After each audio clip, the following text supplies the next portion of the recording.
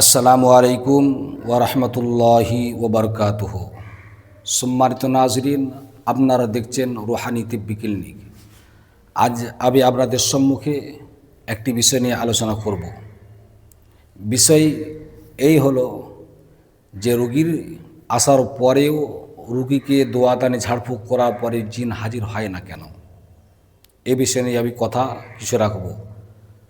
বন্ধুগণ, তার পূর্বে আপনারা যদি আমার এই এই চ্যানেলের নতুন সদস্য হয়ে থাকেন, তো আমার এই ভিডিওটিকে বেশি বেশি শেয়ার করার চেষ্টা করবেন এবং সাবস্ক্রাইব করার চেষ্টা করবেন। কথা না বাড়িয়ে কথা শুরু করা হোক ইনশাআল্লাহ। যে আমরা সচরাচর আমাদের সম্মুখে রোগী আসার পরেও আমরা কেন রোগীর শরীরে জিন হাজির করতে পারি না, এটা একটা লজ্জাজনক বিষয়। আপনার কাছে কোনো কবিরাজের কাছে কোনো পেশেন্ট আনছেন, আনার পরেও আপনি বারবার কী করছেন, যে আপনি দোয়া পড়ছেন কিন্তু হাজির হচ্ছে না। মোদাব্বির নার্ভাস হয় যে সত্যি আমার আমলগুলো বেকার হবে। না না, এ নয়, আপনার ভুল ধারণা। বিশেষ কিছু কারণে আপনার রোগীর শরীরে জিন কি হয় না, হাজির হয় না। তার প্রথম কারণ হলো, হয়তো সেই ব্যক্তি যাকে আপনি দেখছেন রুগীকে, সেই ব্যক্তি আদৌ কখনোই সে জিনগ্রস্ত রোগী নয়, সে এক মানসিক আক্রান্ত রোগী। তো আপনি যতই কোরআন তেলাওয়াত করেন না কেন, দোয়াদানি পড়েন না কেন, জিন হাজির করেন না, জিন কখনোই হাজির হবে না।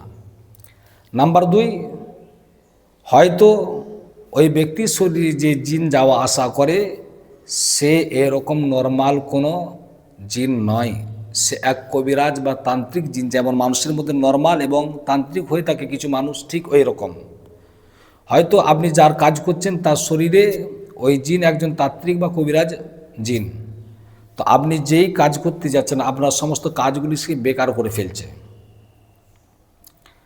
নাম্বার 3, আদৌ ওই ব্যক্তির শরীরে হয়তো জিন স্পর্শ করে যায় না, সে দূর থেকে ওই রোগীকে কী করে আকর্ষণ করে বা তার কন্ট্রোলে রাখে। আপনি মনে করছেন যে না, তার শরীরে সরাসরি জিন ভর করছে, আসলেই নয়, এটা ভুল ধারণা। তো আপনি যতই দোয়া পড়েন না কেন কিছু করতে পারবেন না। হ্যাঁ, আপনি বুঝতে পেরেছেন না রোগীর শরীরে জিন যাওয়া আসা করে, কিন্তু জিন কোনোভাবে আপনাকে ধরা দেয় না, বেরিয়ে চলে যায়। তো এর জন্য আপনি কি করবেন? প্রথমত আমি আপনাদেরকে এই ভিডিওর মধ্যে একটা নকশা আমি দেবো শেষ থেকে।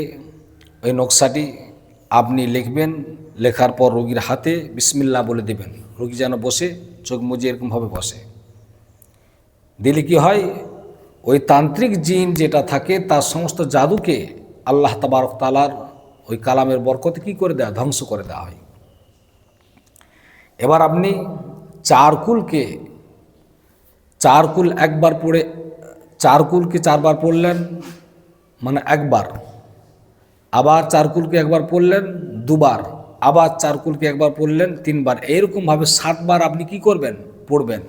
এবং রোগীর শরীরে আপনি পুরো ফু দিবেন এবং তার হাতেও ফু দিবেন। এবার আপনি আয়াতুল কুরসি 7 বার পড়বেন, ঠিক 7 বার পড়ে 7টি ফু দিবেন।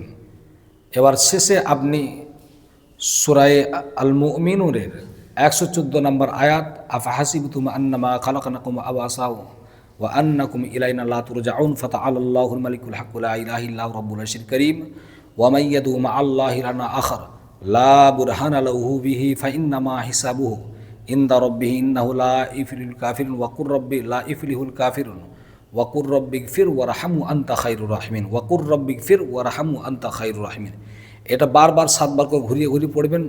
আর আপনি রোগীর কাছে এসে কানের সামনে ফোঁটা দেওয়ার চেষ্টা করবেন। ইনশাল্লাহ যেমনই ক্ষমতাশীল জিন হোক না কেন, পৃথিবীর পাতালে লুকিয়ে থাকুক না কেন, সে রোগীর শরীরে আসতে বাধ্য হবে ইনশাল্লাহ।